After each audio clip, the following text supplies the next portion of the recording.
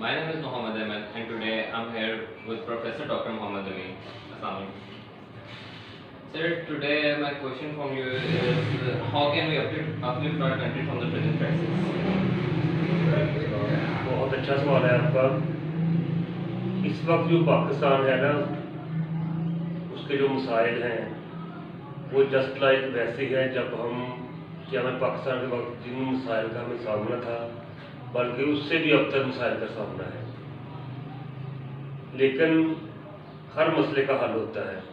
ہم اس سچویشن سے نکل سکتے ہیں. کیسے نکل سکتے ہیں؟ قرآن پاک میں تو ارشاد ہوتا ہے وَاعْتَصِمُوا بِحَبْلِ اللَّهِ جَمِيعًا وَلَا تَفَرَّقُوا کہ اللہ کی رسی کو مضبوط سے تھامے اور آپس میں تفرقے میں نہ پڑو.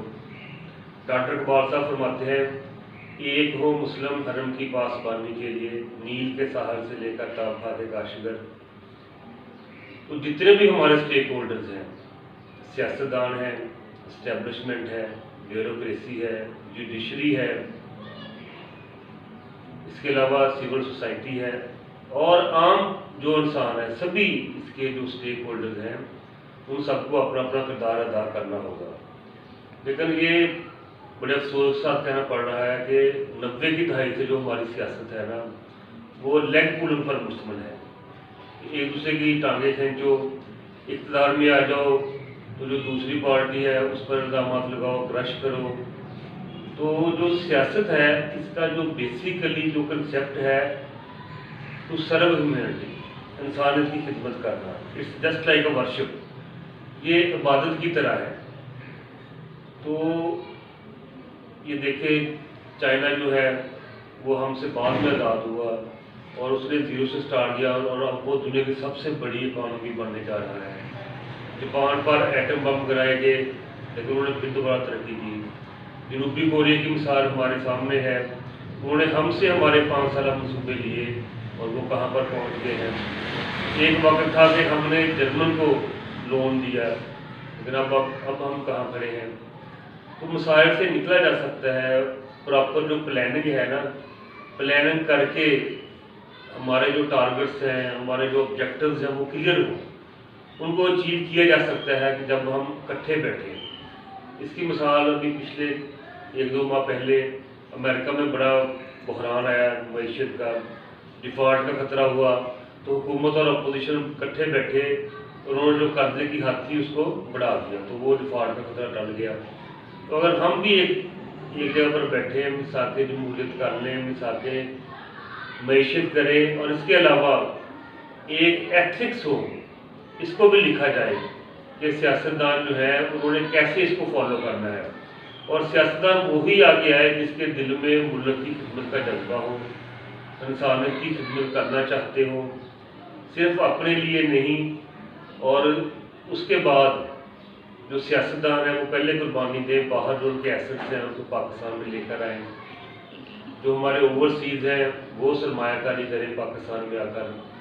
اب سرمایہ کاری تو اس حد تک گر چکی ہے کہ جو بڑے بڑے ہمارے بزنس مین ہیں، فیصل آباد میں ستارہ کیمیکل گروپ کا جو بہت بڑا نام ہے وہ پراپرٹی اکاؤنٹ سٹارٹ کر دیا ہے. تو یہ جو سرمایہ کار اگر آئیں گے تو وہ فلو ہوگا معیشت کا، روزگار ملے گا لوگوں کو. اور جو ہمارا نظام تعلیم ہے اس کو درست کیا جائے، اسکلفل جو نوجوان ہیں ان کو آگے لے کر آئے، ہم پلاننگ کریں. اور یہ ٹائم ہے گزر جائے گا. اس کے علاوہ تھوڑی سی ہمیں جو ہے نا مینجمنٹ کرنی پڑے گی.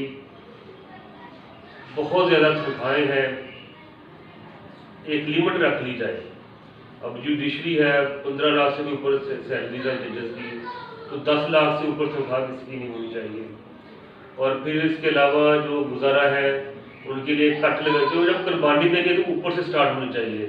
1800 cc سے اوپر گاڑی کسی کے پاس نہیں ہونی چاہیے. اور جو پروٹوکول ہے وہ سب کا ختم ہونا چاہیے. اور پھر جو ہمارے یہ بیوروکریسی ہے،